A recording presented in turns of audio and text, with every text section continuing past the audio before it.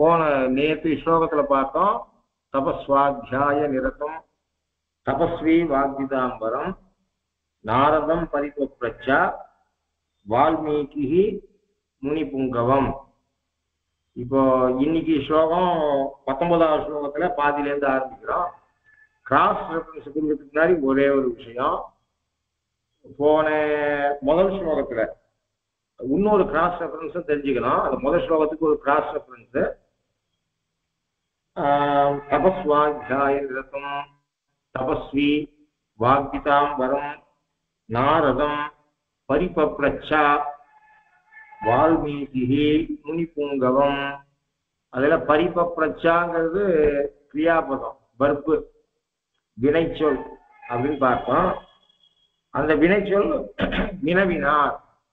வினவினார் வினவினார்ன்றது கரெக்டான தமிழ் சொல். வினவினார் அப்படின்னா தெரிஞ்சுக்க கேட்டார். அந்த வினவுதல் என்கிற ஒரு செயல் இருக்க, அது வர்ப சம்ஸ்கிருதத்துல 3ஆ பிரிப்பார்.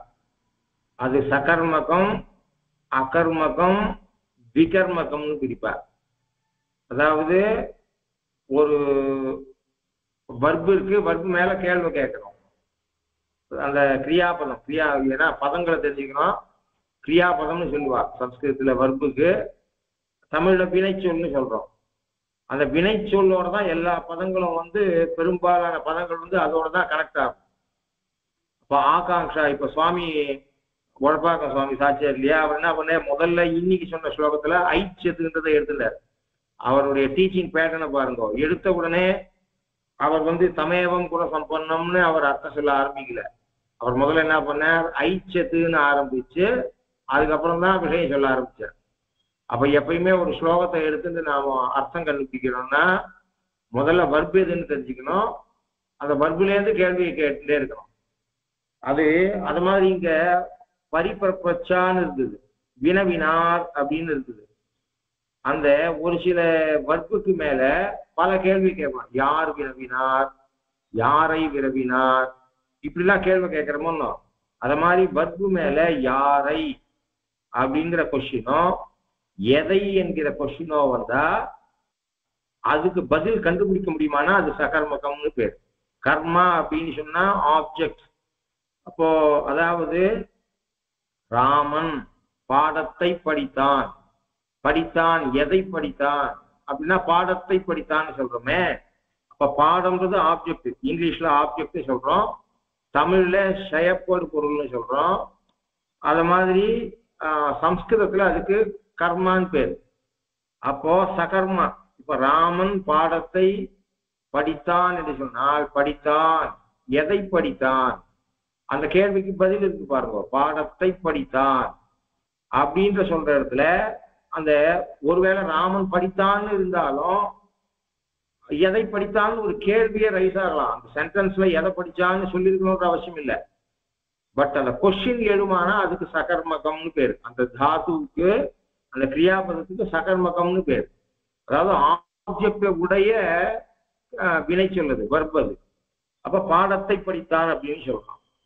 இப்ப பாருங்க, ராமன் தூங்கினான் அப்படின்னு சொன்னா எதை தூங்கினான்னு கேள்வி கேட்க முடியாது. ராமன் தூங்கினான், எங்கு தூங்கினான் அப்படின்னா கேள்வி கேட்கலாம். எதை தூங்கினான்னு கேள்வி கேட்க முடியாது. ராமன் பிறந்தான், எங்கு பிறந்தான்னு வேணா கேள்வி கேட்கலாம். அயோத்தியில எதை பிறந்தான்னு கேள்வி கேட்க முடியாது. அது மாதிரி ராமன் வளர்ந்தான், அப்ப என்ன சொல்லலாம், ராமன் எங்கு வளர்ந்தான்னு கேள்வி கேட்கலாம். எப்படி வளர்ந்தான்னு கேள்வி கேட்கலாம். எதை வளர்ந்தான்னு கேள்வி கேட்க முடியாது. அது மாதிரியாக எதை யாரை, அது மாதிரி பாருங்க. ராமன் படித்தான், அப்ப எதைன்னு கேள்வி கேட்கிறோம். எதை படித்தான், அப்போ பாடத்தை படித்தான் அப்படின்னு பதில் வருது. ராமன் கொன்றான், அப்போ எதை கொன்றான்னு சொல்ல, யாரை கொன்றான் கேள்வி கேட்கிறோம். வாலியை கொன்றான் அப்படின்னு சொல்றோம். அது மாதிரி எதை யாரை முதலிய கேள்வியை வர்புல இருந்து கேட்கும் போது அதுக்கு பதில் கிடைக்குமானால் அந்த சென்டென்ஸ்ல பதில் இருக்கணும்ன்ற அவசியம் இல்லை. அந்த கொஸ்டினை எழுப்பிக் கொள்ள முடியுமானால், அப்படி ஒரு வினாவை கேள்வியை எழுப்பிக் கொள்ள முடியுமானால் அதுக்கு சகர்மக தாதுன்னு பேர். சகர்முகமான கிரியாபதம் அப்படின்னு பேர். தாத்துலேருந்து கிரியாபதம், ரூட்லேருந்து வர்க்கு ஃபார்ம் ஆகும், போக போக புரியாது. அதுக்கு தமிழ்ல செயப்படு பொருள் குன்றா வினை. எதை யாரைன்னு கேள்வி கேட்க முடியுமானா தமிழ்ல செயப்படு பொருள் குன்றா வினை அப்படின்னு சொல்லுவான். இதுல சம்ஸ்கிருதத்துல அதுக்கு சகர்மக தாத்து அப்படின்னு சொல்லுவோம். ஒரு சில இடத்துல என்ன ஆகும்னா பல கேள்விகள் கேட்கலாம், 2 கேள்விகள் கேட்கலாம். உதாரணத்துக்கு இப்ப இந்த இடத்துல வால்மீகி பரிபப்ரச்சா, வால்மீகி வினவினார் அப்படின்னா இங்க கேள்வி கேட்கலாம், 2 கேள்வி கேட்கலாம். யாரை வினவினார், எதை வினவினார். அப்போ வர்க்கு மேலேயே 2 கேள்வி வருமானால் 2 கர்மா இருக்கு, 2 ஆப்ஜெக்ட் இருக்குன்னு அர்த்தம். அந்த அந்த வர்க்குக்கு சக்தி இருக்கு, 2 ஆப்ஜெக்ட சொல்ற சக்தி இருக்குது. 2 ஆப்ஜெக்டுக்கு ஆகாங்ஷா, ஆகாங்ஷா எதிர்பார்ப்பு. அந்த வர்ப்புல இருந்து வினவினார் அப்படின்னு ஒரு வர்ப்பை ஒருத்தன் காதால கேட்டான்னா அதுக்கு மேல ஆகாங்ஷை எதிர்பார்ப்பு, அந்த வர்ப்பு எதிர்பார்ப்பை கலப்பது. அந்த எதிர்பார்ப்பு 2 விதமான எதிர்பார்ப்பு. இப்போ தூங்கினான், அப்போ எதை யாரை என்கிற எதிர்பார்ப்பே வராது, ஆகாங்ஷையே வராது. வளர்ந்தான், தூங்கினான், நடந்தான், வளர்ந்தான், பிறந்தான், இறந்தான், இதெல்லாம் எதை யாரைன்ற கேள்வியே அந்த வர்ப்பு எழுப்பாது.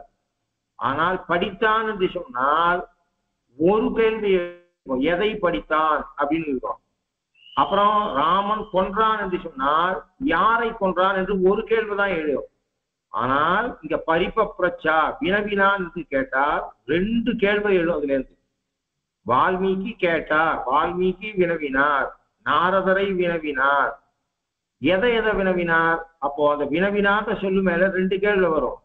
யாரை வினவினார் அப்படின்னா நாரதரை வினவினார்.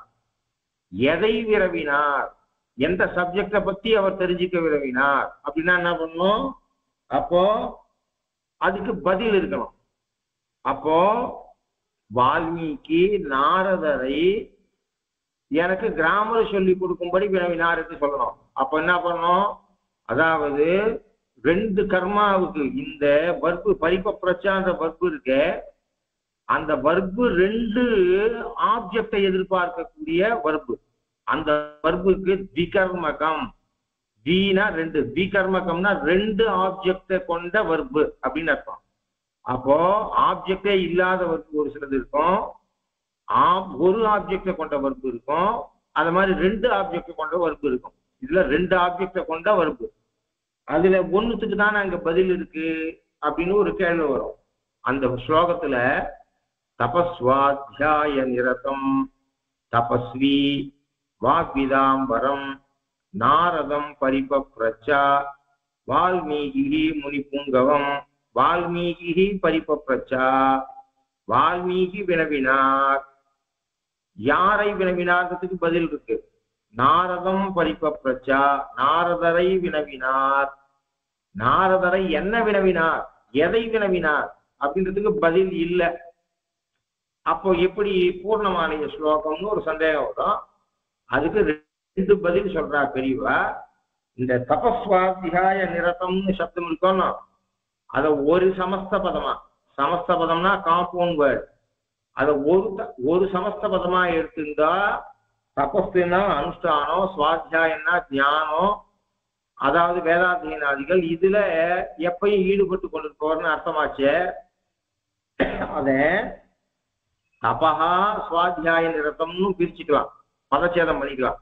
அதாவது தபஸ்வாத்தியாய நிரதம்ன்றத ஒரே காம்பவுண்ட் வேர்டா எடுத்துக்காம தபஹா சுவாத்தியாய நிரதம்னு ஒரு பதச்சேதம் பண்ணிட்டா இந்த தபஹா பப்ரச்சா தபத்தை கேட்டார். அப்போ 2வது ஆப்ஜெக்ட் கிடைக்கிறது. நாரதம் பரிபப்ரச்சா தபஹா பரிபப்ரச்சா அப்படின்னு அர்த்தமாகும். அப்போ தபஹான்னா என்ன அர்த்தம்னா பகவான் அர்த்தம். தபஸ்ன்ற சப்தத்துக்கு பகவான் அர்த்தம். நாரதரை கேட்டார், பகவானை பத்தி கேட்டார்னு ஒரு அர்த்தம் ஆகும். பகவானுக்கு தபஸ்ன்ற சப்தம் உங்களுக்கு கிராஸ் ரெஃபரன்ஸ் வச்சிருந்தோங்கன்னா பரமம் யோ மகத்தேஜா, பரமம் யோ மகத் தபஹ, பரமம் யோ மகத் பிரம்ம. இதுல சகஸ்ரநாமத்துல வருது பாருங்க, அங்க பகவானையே தபஸுங்கிற சப்தத்தால சொல்றது. பகவானுக்கு தபசு அப்படின்ற பேர் வரத்துக்கு பெருமாள் விஷயத்துல பெருமாளை தபசுன்னு சொன்னா அதுக்கு என்ன அர்த்தம் அப்படின்னா டைரக்டர்னு அர்த்தம், எல்லாரையும் நியமிப்பவர் என்று அர்த்தம். அப்படி ஒரு அர்த்தம் பண்ணலாம். அப்போ ஏன்னா வர்பு ரெண்டு ஆப்ஜெக்ட கொண்ட வர்பா இருக்கிறதுனால நாரதம் பரிபப்ரச்சா அப்படின்றதுக்கு ஒரு ஆப்ஜெக்ட் கிடைச்சிருக்கு, இன்னொரு ஆப்ஜெக்ட் கிடைக்கலையேன்னு கேள்வி வந்தா இப்படி ஒரு பதச்சேதம் பண்ணி அர்த்தம் சொல்லலாம். ஆனா அதை விட ஏன்னா அப்படி இருந்தா என்ன ஆயிடும்னா நாரதருக்கு நேற்று பார்த்தோம் ஆச்சாரியனுக்கு ரெண்டும் முக்கியம், ஞானமும் முக்கியம் அனுஷ்டானமும் முக்கியம் அப்படின்னு சொன்னோம். அப்போ அந்த ஒரு அனுஷ்டானத்தை பத்தி அந்த தபசப்தம் நாரதரை சொல்லும் போது அனுஷ்டாதான்னு சொல்லிட்டு அந்த அர்த்தம் இப்ப விட்டு போயிடும் இப்படி பதச்சேதம் பண்ணா. அதுக்காக அப்படி ஒரு அர்த்தம், அதாவது ஏன்னா கிராமர் பிரகாரம் ஒரு கொஸ்டின் வந்தா அந்த கொஸ்டினுக்கு நாம பதில் சொல்லணும். அப்படி வச்சுட்டு ஒரு ஒரு ஒரு சமாதானம் இது தபஸ்வாத்தியாய நிரதம்ன்ற காம்பவுண்ட் வேர்டா எடுத்துக்காம தபஹா சுவாத்தியாய நிரதம்னு பதங்களை பிரிச்சுட்டு ஒரு பதில் சொல்றது ஒண்ணு. அப்படி இல்லாட்டா அந்த ஆப்ஜெக்ட் அதே ஸ்லோகத்திலே இருக்கணும்ன்ற அவசியம் இல்லை. இது ரொம்ப முக்கியமான நிர்வாகம். அந்த ஆப்ஜெக்ட் இருக்க ஒரு வாக்கியத்துல ஒரு வர்பு மேல நாம எழுப்புற ஆகாங்ஷனா எதிர்பார்ப்பு, அந்த வர்பு நம்ம எதிர்பார்க்க வைக்கிறது ஒரு சில பதங்களை, அந்த பதங்கள் அதே ஸ்லோகத்திலே இருக்கணும்ன்ற அவசியம் இல்லை. அப்ப என்ன பண்ணலாம்னா ஒரு ஆப்ஜெக்ட் அந்த ஸ்லோகத்துல இருக்கு, நாரதம் என்கிற சொல்ல ஒரு ஆப்ஜெக்ட். இன்னொன்னு என்னன்னா ரெண்டாவது ஸ்லோகம் ஆரம்பிச்சு 18 ஸ்லோகம் வரை குணங்களை லிஸ்ட் போடுறார, கோன் வஸ்மே சாம்பிரதம் லோகே குணவான் கஷ் வீரியவான் இப்படின்னு கேள்வி கேட்டாரு. இது ஆப்ஜெக்டா இருக்கும். எதை கேட்டார், யாரை கேட்டார், நாரதரை கேட்டார். எதை கேட்டார் என்று சொன்னால் இப்ப உலகத்திலே வாழ்ந்து கொண்டிருப்பவர்களிலே இப்படிப்பட்ட குணங்கள் 16 குணங்களை உடையவனை கேட்டார். அப்போ மேல ரெண்டாவது ஸ்லோகம் ஆரம்பிச்சு இன்னைக்கு உழப்பாச சுவாமி பாடம் சொல்ல ஆரம்பிச்சார, அதுவரை இருக்கக்கூடிய ஸ்லோகத்துல இருக்கிறது ஆப்ஜெக்டா இருக்கு. இந்த பரிபப்ரச்சான்ற கேள்விக்கு இன்னொரு ஆப்ஜெக்ட் கிடைக்கணும். ஒன்னும் நாரதம் பரிபப்ரச்சா வினவினார், யாரை வினவினார், நாரதரை வினவினார். அதுக்கப்புறம் இன்னொன்னு எதை வினவினார், இப்படிப்பட்ட குணங்களை உடையவனை வினவினார். அப்போ வினவினார், யாரை வினவினார், வால்மீகி வினவினார், யாரை வினவினார், நாரதரை வினவினார், எதை வினவினார் அல்லது யாரை வினவினார், இப்படிப்பட்ட 16 குணங்களை உடையவனை வினவினார் அப்படின்னு அர்த்தமாகுது. அப்போ இந்த மேல நடுவுல பின்னாடி பார்க்க போறோம் இந்த ஸ்லோகங்களுக்கு, கோன் வஸ்மின் சாம்பிரதம் லோகே குணவான் கஷ்ய வீரியவான், இந்த குணங்கள் 16 குணம். ராமன் இருக்கானே, ராமனுக்கு ராமச்சந்திரன் பேரு, சந்திரனுக்கு 16 கலை, இங்க ராமனுக்கு 16 குணம் சொல்லப்படுறது. இந்த 16 குணங்களும் இந்த பர்பால கேட்கப்பட்ட கேள்விக்கு ஒரு ஆப்ஜெக்டாக இருக்கு.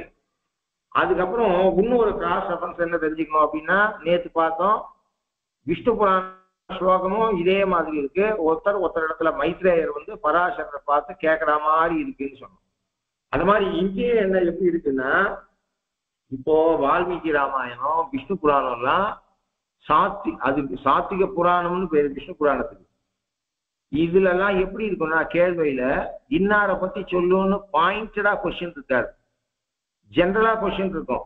இப்ப பாருங்க மேல என்ன கேட்க போறார் வால்மீகி அப்படின்னா, ராமனை பத்தி எனக்கு சொல்லு அப்படின்னு அவர் இவர் இடத்துல கேட்கல, நாரதர் இடத்துல கேட்கல. அவர் பர்சனை குறிப்பிடவே இல்லை. ராமனை பத்தி சொல்லு, தசரதனை பத்தி சொல்லு, எதையும் குறிப்பிடல. இப்படிப்பட்ட குணம் இருக்கணும், இந்த 16 குணம் ஒருத்தங்கிட்ட இருக்கணும்.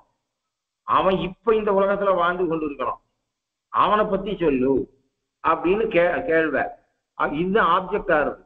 இப்ப ரெண்டாவது ஆப்ஜெக்ட் என்ன இருக்கு, இந்த 16 குணங்களோடு கூடினவனாய் இப்ப உலகத்துல வாழ்ந்து இருக்கிறவனை பற்றி சொல்லு அப்படின்னு அவர் கேள்வி கேட்டார். விஷ்ணு புராணத்துல பார்த்தோம்னாலும் சொன்னான், விஷ்ணு புராணத்துல இப்படிதான் இருக்கும். இந்த இது தெரிஞ்சுக்கணும்.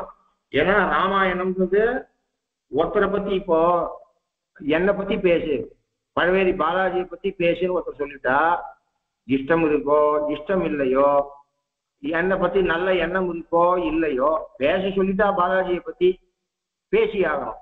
அது இஷ்டம் இருந்தும் பேசலாம், இஷ்டம் இல்லாதையும் பேசலாம். உண்மையில அதுல என்னை பத்தி தேவையில்லாத பிரைஸ் பண்ணலாம். ஏன்னா அவரை பத்தி பேச சொல்லிட்டா. அப்படி இருந்தா அது ஆகும். ஓகே, இவர் புகழற அதிசயோக்தி சொல்றாரு அப்படின்னு சொல்லிடலாம். எந்த இடத்துல இன்னாரை பத்தின்னு சொல்லாத இருக்கும்போது அவரை பத்தி சொல்றாரோ அப்ப அவர் உண்மையிலேயே வசந்தவர்னு அர்த்தம். அப்போ அதுல இருந்து என்ன தெரியுது அப்படின்னு சொன்னா, இப்ப ராமனை பத்தி சொல்லுன்னு கேள்வி இல்லை, ஆனா ராமனை பத்தி அவர் பதில் சொல்றார். அப்போ அது உயர்ந்தது. விஷ்ணு புராணத்துல பார்த்தாலும் இது மொத்தம் சாத்விக புராணம்ன்றதை கண்டுபிடிக்கிறதுக்கு 18 புராணங்கள் இருக்கு. இந்த புராணங்கள்ல இது சாத்விக புராணமா, இது ராஜச புராணமா, இது சாத்விக புராணமா அல்லது சாத்விக புராணம் இல்லையா என்பதை தெரிஞ்சுக்கிறதுக்கு இது ஒரு அடையாளம். விஷ்ணு புராணத்துல கூட பாருங்க, விஷ்ணு புராணத்துல மைத்ரேயர் எனக்கு விஷ்ணுவை பத்தி சொல்லு அப்படின்னு கேள்வி கேட்கவே இல்லை. என்மயஞ்ச ஜெகத் பிரம்மன்னு இப்ப இங்க 2வது ஸ்லோகத்துல எப்படி இங்க ராமாயணத்துல கேள்வி கேட்கிறார், கோன் வஸ்மின் சாம்பிரதம் லோகே குணவான் கஷ வீரியவான் அப்படின்னு 16 குணத்தை இப்ப வாழ்ந்துருக்கவால இந்த 16 குணங்களோடு கூடியவனை எனக்கு கூறு அப்படின்னு சொன்னார். அவ்வளவுதான் சொன்னார். ராமனை பத்தி சொல்லுன்னு சொல்லல. அங்க விஷ்ணு புராணத்திலையும் இந்த உலகம் யார் மயமாக இருக்கு, எதிலிருந்து இந்த உலகம் உண்டாச்சு, எதுல இந்த உலகமானது லயிக்க போறதோ அதை பத்தி சொல்லு.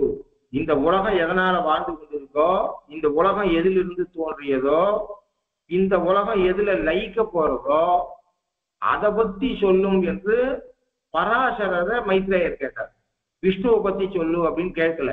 இங்கேயும் ராமனை பத்தி சொல்லுன்னு வால்மீகி கேட்கல.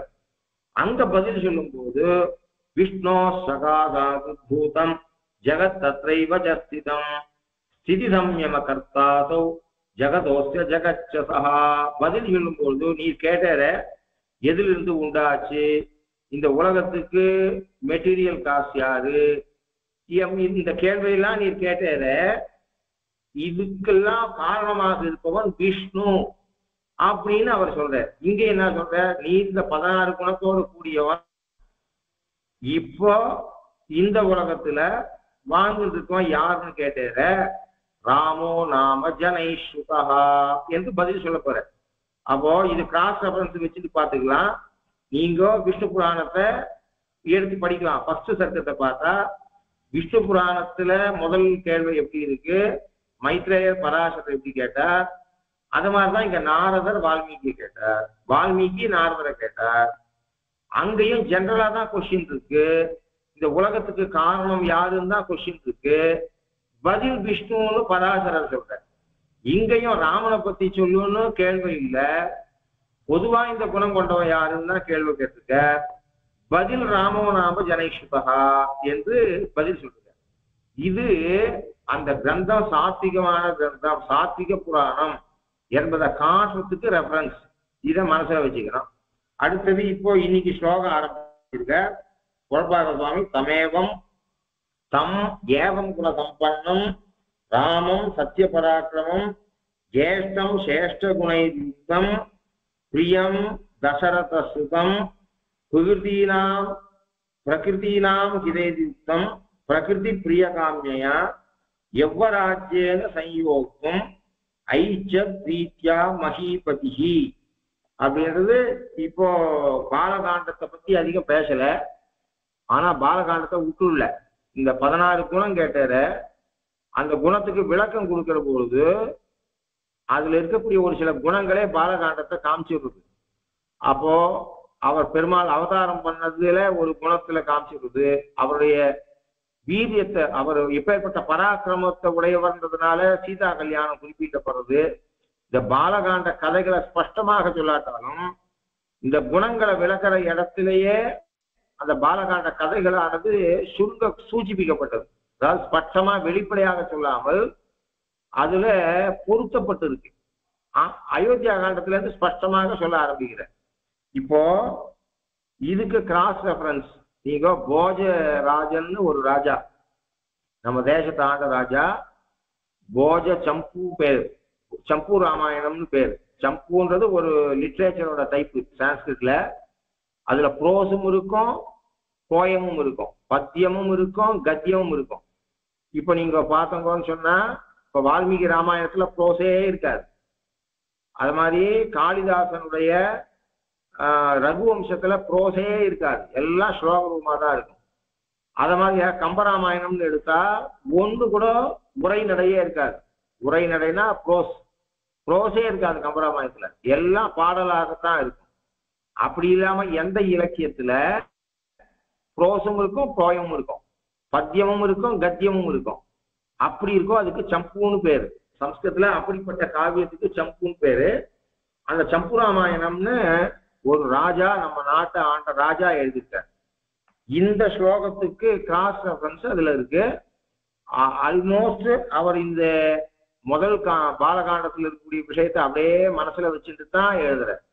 இப்போ தம் ஏவம் குண சம்பன்னம், இதுல சொல்லப்பட்ட குணங்களோடு கூறின ராமம் சத்யபராக்கிரமம் ஜேஷ்டம் சேஷ்ட குணயுக்தம் பிரியம் தசரதசுதம் பிரகிருதீனாம் ஹிதையுக்தம் பிரகிருதி பிரிய காமியா எவ்வராஜ்யேன சயோக்கும் ஐச்சத்து பிரீத்யா மஹீபதிஹி. ஐச்சத்து பிரீத்யா மஹீபதிஹி, மஹீபதியான ராஜா அவனை இளவரசனாக்க எண்ணினார். அவன் எப்படிப்பட்டவன் அப்படின்னு சொன்னா பிரகிருதினாம் ஹிதையுக்தம் பிரகிருதி பிரிய காமியா. இவன் ராஜாவாக்க நினைக்கிறான், ஜனங்களுக்கு இஷ்டம் இல்லை. ஜனங்கள் ஒருத்தனை ராஜாவாக்க நினைக்கிறது இவனுக்கு இஷ்டம் இல்லை. அப்படி இல்லை, மொத்த பேரும் ஒத்துக்கொள்ளும்படியான ஒரு மனுஷன் ராமன். ஒருத்தர் கூட அவனை எதிர்க்க மாட்டார். ராமன் வரக்கூடாதுன்னு சொல்றவா யாரும் கிடையாது. அப்படிப்பட்டவனாக இருந்தான். இதை சொல்றதுக்கு அவன் ஒரு ஸ்லோகம் எழுதுறான். அத தசரதா புத்திரம் ராமம் ஸ்ரீஜகத்பதிம் ஸ்வவிஷய மகி மாத்ரே கர்த்தும் பதிம் விததே மதிம் புவன பரணே கல்யம் கல்யாண பூதரம் ஆதராது ஸ்வக்ருஹ படலி துர்ய ஸ்தம்பம் விதாது மனாயிவா. ஒரு உதாரணம் கொடுக்குறான். அத தசரதா, இங்கேயும் தசரதனுக்கு சப்தம் இருக்கு. யாரோட தேரு 10 திக்கிலையும் போகுமோ அவனுக்கு தசரதன்னு பேரு. தசசு திக்ஷு ரசோ எஸ்ய சஹா தசரதா, எல்லா பக்கத்திலையும் தேர் ஓட்டுற சக்தி கொண்டவன் அர்த்தம். தசரதா புத்திரம் ராமம், இங்கேயும் பாருங்க பிரியம் தசரத சுதம். அத மாதிரி புத்திரம் ராமம் ஸ்ரீஜகத்பதிம், 3 லோகத்துக்கும் தலைவன் ராமன். அப்படிப்பட்டவனே விஷய மகி மாத்திரே, விஷயம் விஷய சப்தம் என்ன விஷயம், அங்க என்ன நடக்கிறது, என்ன விஷயம் அப்படின்னு தமிழ்ல சொல்றோமே. விஷயம்னா செய்தின்னு சொல்றோம். விஷயம்ன்ற சப்தத்துக்கு ராஜ்யம்னு அர்த்தம், நாடு. அப்போ விஷயத்தே மகாராஜ, விஷயம்ன்ற சப்தத்துக்கு நாடுன்னு அர்த்தம். விஷயமகி மாத்திரே, தன்னுடைய ஆட்சிக்கு உட்பட்ட பூமி பிரதேசத்துக்கு மட்டும் கர்த்தும் பதிம் விததே மதிம், கர்த்தும் பதிம் விததே மதிம். இங்கேயும் மகிபதின்னு இருக்கு பாருங்க. பதி சப்தம் சேஷி அப்படின்னு அர்த்தம். அது மாதிரி கணவன், அது மாதிரி பூமிக்கு ராஜாவை கணவன் சொல்ற வழக்கம் உண்டு. அவன் என்ன பண்றான், அதுக்கு அரசனாக்க விரும்பினான். தன்னுடைய ராஜ்யத்துக்கு மட்டும் அரசனாகிறதுக்கு அவன் மனதில் எண்ணினான். அது எப்படி இருக்குன்னு ஒரு உதாரணம் சொல்றான். புவன பரணே, பூமிய மொத்தத்தையும் தரிக்கிறதுல கல்யம், கல்யம்னா சமர்த்தம்னு அர்த்தம், தகுந்தது. கல்யாண பூதரம், கல்யாணம்ன்ற சப்தத்துக்கு நாம லோகத்துல வெட்டிங் அப்படின்னு அர்த்தம் சொல்றோம். கல்யாணம் மங்களம் சுபம், பொதுவாக மங்களமான காரியத்தை சொல்லுவோம். பெருமாளை சொல்வது கல்யாண குணம் அப்படின்னு சொல்றோமே. கல்யாணம் சப்தத்துக்கு வெட்டிங்னு அர்த்தம் சொல்லக்கூடாது. கல்யாணம்னா சுபம்னு அர்த்தம், மங்களமான நன்மை பயக்கக்கூடிய குணங்கள்னு அர்த்தம். அது மாதிரி கல்யாணம்ன்ற சப்தத்துக்கு தங்கம் ஸ்வர்ணம்னு அர்த்தம். அந்த சம்புராமாயணம்னு பாஷ்யங்கன்னா எவ்வளோ பதங்கள் அடிப்படும். சம்ஸ்கிருத சரளமா பேசுற சக்தி இருக்கும். வால்மீகி ராமாயணத்தை உபன்யாசம் பண்ணும்போது கூட கூட சேர்த்துக்கலாம். அப்போ கல்யாண பூதரம், பூதரம்னா பூமியை தரிக்கிறது, மலைக்கு பூதரம்னு பேரு. நாம நினைச்சிட்டு இருக்கோம் பூமி மலையை தரிக்கிறதுன்னு. ஆக்சுவலா சாஸ்திர பிரகாரம் மலை பூமியை தரிக்கிறது. நீங்க எங்கேயாவது பஸ்ல போயிட்டு இருக்கீங்கோ, அப்ப நீங்க சைட்ல ஒரு மலை இருந்தா பார்த்தாங்கன்னா நினைக்குங்கோ பூமியை மலை தரிக்கிறது அப்படின்னு நினைச்சிட்டு இருக்கோம். ஆனா பெருமாள் வந்து பூமி ஒரு நிலையில இருக்கிறதுக்காக மலையை உற்பத்தி பண்ணிருக்கான்றது சாஸ்திரம். அதாலதான் தேவையில்லாம பூமியில இருக்கக்கூடிய கல்லை வெட்டி எடுக்கக்கூடாது. பழைய காலத்தெல்லாம் பாருங்க, மண்ணு வீடு கட்டுவா, சுண்ணாம்புல வீடு கட்டுவா, இது மாதிரி கல்லுல அதிகம். கோவில்கள் மட்டும்தான் கல்லுல கட்டுவா. ஏன்னா கோவிலால வரக்கூடிய லாபம் அதிகம் இருக்கிறது அப்படின்றதுனால பொதுவாக கல் கட்டடத்தை அவாய்ட் பண்ணுவா. பொதுவாக பூமியில இருந்து கல்லை வெட்டி எடுக்கக்கூடாதுன்னு சொல்லுவா. ஏன்னா அது வெட்டி எடுக்க பூமிக்கு கெடுதல். அது ஏன்னா பூமியை தாங்கிறது, பூமியை பேலன்ஸ் பண்றதுக்காக வைக்கப்பட்டிருக்கிறது. அது மண்ணு பூமி மலையை தாங்கல, மலை பூமியை தாங்குது. அதனால அது சம்ஸ்கிருதத்துல அதுக்கு பூதரம்னு பேர். பூமியை தாங்குவது என்று மலைக்கு பேர். அந்த பூதரம் கல்யாண பூதரம். இங்க கல்யாணம்னா மங்களம்ன்ற அர்த்தம் இல்ல, வெட்டிங்னு அர்த்தம் இல்ல. கல்யாணம்னா ஸ்வர்ணம், தங்கம். கல்யாணராமன் அப்படின்னா ஸ்வர்ணராமன் ஒரு அர்த்தம். அதனால கல்யாண ரிசும்மன் அப்படின்னா மரத்துல இருக்க ஒரு ரிசும்மனுக்கு கல்யாண ரிசும்மன் பேரு, அப்படின்னா ஸ்வர்ண ரிசும்மன் பேரு. அப்போ கல்யாண பூதரம், ஸ்வர்ண பூதரம், அது பொன்மயமாக இருக்கக்கூடிய மேருமலைக்கு பேரு. அந்த மேருமலை பூமியை தாங்கிறதுக்காக இருக்கு.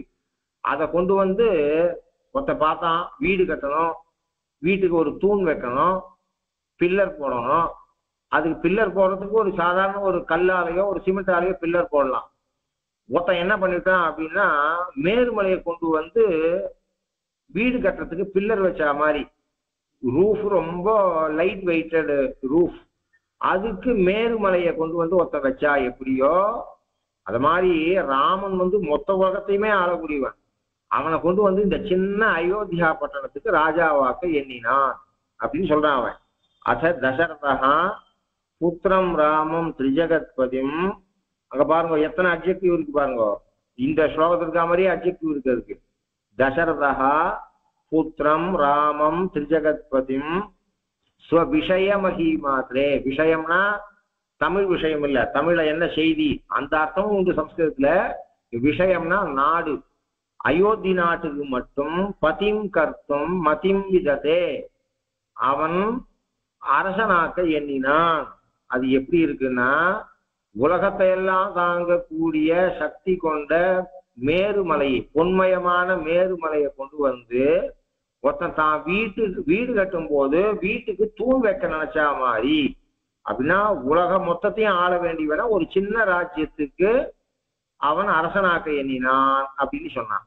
அது மாதிரி இன்னும் இந்த ஸ்லோகத்தில் இருக்கக்கூடிய பல கிராஸ் ரெஃபரன்ஸ் இருக்கு. அதாவது இங்க பிரியகாமியா பிரஜானாம் பிரியகாமியா அப்படின்னு சொன்னான். ஜனங்களை சந்தோஷப்படுத்துறதுக்காக, மந்திரிகளை சந்தோஷப்படுத்துறதுக்காக. அவ எவ்வளவு சந்தோஷப்பட்டா, ராமன் பட்டாபிஷேகம் பண்ணிக்கணும்னு அவ்வளவு ஆசைப்பட்டான்றத மேல பல ஸ்லோகத்தை சொல்றான். அது மேல போகும்போது இன்னொரு நாள் கிராஸ் ரெஃபரன்ஸ்ல பார்ப்போம். கவிதார்க்கிய சிம்ஹாய கல்யாண குணசாலினே ஸ்ரீமதே வெங்கடேஷாய வேதாந்த குரவே நமஹா. தன்யவாத் மீடியா. யாருக்காவது இப்போ சந்தேகம் ஏதாவது இருந்ததுன்னா கொஸ்டின் ப்ரெஸ் பண்ணிட்டு கேள்வி.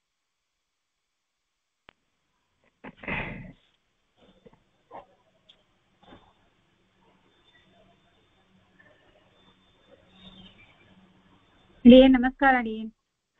சொல்லுங்க. கடைசி சொன்ன ஸ்லோகம் நம்பர் எனக்கு அவ நம்பர் பக்கம் சொல்லிட்டு இருந்தானா அந்த நம்பரை ஃபாலோ பண்ண முடியும். எங்களுக்கு சட்டுன்னு நம்பரை ஃபாலோ பண்ண முடியல.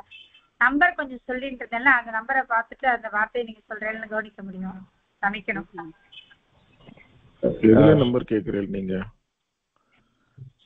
அவர் ஒவ்வொரு வரி சொல்லும் போது எந்த நம்பர்ல இருக்கு அந்த ஸ்லோகம்ன்றது தெரியல, ஃபாலோ பண்ண முடியல. இப்போ உழப்பாக்கம் சுவாமி ராமாயணத்துல இருந்து 19 இருந்தது கவனிச்சேன். 19, 20, 21 இப்ப தேவரி சொன்னது வந்து கொஞ்சம் எக்ஸாம்பிள் சொல்லும் போது அதெல்லாம் பண்ணும்போது எந்த ஸ்லோகத்துல அந்த லைன் வந்ததுன்றது ஃபாலோ பண்ண முடியாது. இது வந்து கிராஸ் ரெஃபரன்ஸ் கொடுக்கிறேன்னா சம்பு ராமாயணத்துல அயோத்தியா காண்டத்துல 2வது ஸ்லோகம். Okay okay okay. இப்போ இல்ல இந்த சம்சேபி ராமாயணத்துல நான் தேடிட்டு இருந்தேன் அடியன், அதனால இல்ல இல்ல ஓகே. எந்த உபன்யாசம் இதுல நான் இந்த ஸ்லோகத்துக்கு தகுந்த ஏதாவது ஸ்லோகம் கம்பராமாயணத்திலயோ கம்பேர் பண்ணி சொல்றேன். Okay okay okay. அடியன் ஓகே. இது நான் சொன்ன ஸ்லோகம் சம்பு ராமாயணத்துல அயோத்தியா காண்டத்துல 2வது ஸ்லோகம். Okay thank you thank you. சமிக்கணும். அடியன் அவனிஜா क्वेश्चन இருக்காமா?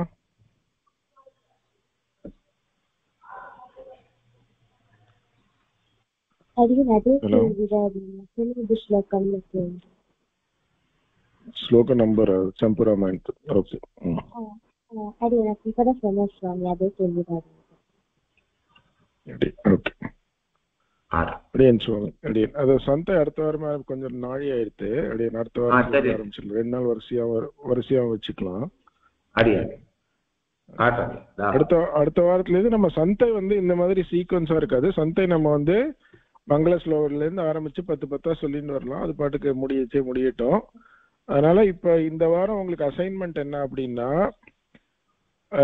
ஃபர்ஸ்ட் 2 நம்ம இந்த 2 ஸ்லோகம் பார்த்திருக்கோம் இல்லையா? நேத்துக்கு பார்த்த முதல் ஸ்லோகம், இன்னைக்கு அந்த 19வது ஸ்லோகத்துல இருந்து செகண்ட் ஹாஃப்ல இருந்து நம்ம 20th 21st ஃபர்ஸ்ட் ஹாஃப் அந்த 4 வரி பார்த்திருக்கோம். இதுக்கு வந்து பதச்சேதம், அன்வயம், ஆகாங்ஷை என்னென்ன ரெஃபரன்சஸ் பாயிண்ட்ஸ் பார்த்தோம் அப்படிங்கிறத நீங்க வந்து ஒரு வீடியோவா சப்மிட் பண்ணோம். டெலிகிராம்ல ஒரு குரூப் கிரியேட் பண்ணுவோம். அந்த குரூப்ல ஒரு வீடியோவா ஒரு நாட் மோர் தென் 10 minutes. இந்த அசைன்மெண்ட்ஸ்லாம் யார் சப்மிட் பண்றாலோ ரெகுலரா அவெல்லாம் தான் இந்த ப்ரோக்ராம் ரிஜிஸ்டர் பண்றதுல ஐடி கொடுக்கறதுல நாங்கள் கன்சிடர் பண்ணுவோம். அதனால அதுவும் இல்லாமல் இப்போ ஸ்கூல் ஹாலிடேஸ் டைம், அதுவும் இல்லாமல் முதல்ல பேசிக் நம்ம வந்து எவ்வளோ எஃபர்ட் போடுறோம் புரிஞ்சுக்கிறோன்றது தெரியணும். கார்த்தால நேற்று வந்து சொன்னா நோட்ஸ் எங்கே எழுதினேன்னே தெரியல, அந்த மாதிரிலாம் இருந்தால் கொஞ்சம் கஷ்டம். அதனால we want to get in to groove இந்த ஃபர்ஸ்ட் ஃபியூ வீக்ஸ். அதுவும் இல்லாமல் இப்போ ஹாலிடேஸ் டைமாகவும் இருக்கிறதுனால எல்லாருமே யார் பெரியவாள்லாம் கூட சப்மிட் பண்ணுங்க. But we will only respond probably for kids. Time இருந்ததுன்னா பெரியவாள் தான் பார்க்குறோம். அதனால முக்கியமாக பண்ண வேண்டியது பதச்சேதம், அதுக்கப்புறம் வந்து கிராமரில் அவர் என்னெல்லாம் சொன்னாரோ டீட்டெயிலாக உங்களால் என்ன கவர் பண்ண முடியுமோ அதெல்லாம் கவர் பண்ணுங்க. அப்புறம் ரெஃபரன்ஸ் ஸ்லோகம் மீனிங்லாம் எக்ஸ்பிளைன் பண்ண வேணாம், வெறுமை கிராமர் பாயிண்ட்ஸு, ஆகாங்ஷ, பதச்சேதம், அன்வயம், ஸ்லோகத்தோட மீனிங்கு அதெல்லாம் எதுவும் சொல்ல வேணாம். ரெஃபரன்ஸு என்ன ஸ்லோகம் பார்த்தோம் அவ்வளோதான். ஸோ அதை மட்டும் ஃபோக்கஸ் பண்ணி இந்த வாரம் சரி அசைன்மெண்ட் வந்து சாட்டர்டே கிளாஸு, அதனால தேர்ஸ்டேக்குள்ளே கொடுக்கணும். நாங்கள் வந்து வீடியோ வந்து நாளைக்குள்ளே போட்டுருவோம். ஸோ நீங்கள் நோட்ஸ் எடுக்கச்சு ஏதாவது கொஞ்சம் மிஸ் பண்ணியிருந்தீங்கன்னா கூட you can go and check the video again. அதனால தேர்ஸ்டே நாளைக்கு வீடியோ போட்டால் கூட மண்டேலேருந்து டியூஸ்டே, வென்ஸ்டே, தேர்ஸ்டே 3 நாள் இருக்கு. And it will take only 15-20 minutes. அதனால 10 minutesக்கு மேலே வீடியோ இருக்கக்கூடாது. சரியா? இதில் ஏதாவது அசைன்மெண்ட்ல சந்தேகம் இருந்தாலும் கேளுங்க.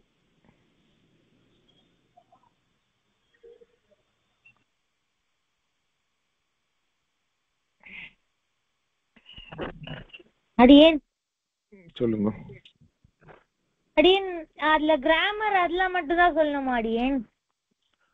அடியேன் பதச்சேதம், அன்வயம், அப்புறம் ஆகாங்ஷை, அப்புறம் கிராமர் பாயிண்ட்ஸ்ல அவர் என்ன சொன்னாரோ அதுல உங்களுக்கு என்ன ஞாபகம் இருக்கோ அதெல்லாம் சொல்லுங்க. இப்போ கிரியாபதம் இது, அதுல இருந்து அவர் என்ன லிங்கம் என்ன விபக்தி எல்லாம் சொன்னாரோ அதுல என்ன ஞாபகம் வச்சுருக்கீங்களோ அதெல்லாம் சொல்லுங்க. அதுவும் சொல்லாதது எதுவும் சொல்லுவானா, உபன்யாசம் மாதிரி ரொம்ப டீடைல்டு மீனிங்ஸும் வேணும். சரியா? அண்ட் டெலிகிராம் குரூப் ஒன்று பாலஜிக்ஞாசா அசைன்மெண்ட்ஸ்னு ஒன்று கிரியேட் பண்ணி பாலஜிக்ஞாசா குரூப்ல ஷேர் பண்றோம். நீங்க அங்க போஸ்ட் பண்ணலாம் வீக்கெண்ட் வீடியோஸ் மாதிரி.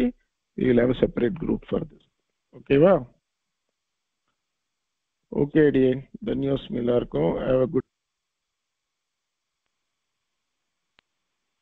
அடியன் தன்யாஸ்மி சுவாமி நடியன் தன்யோஸ்மி தன்யாஸ்மி சுவாமி நடியன்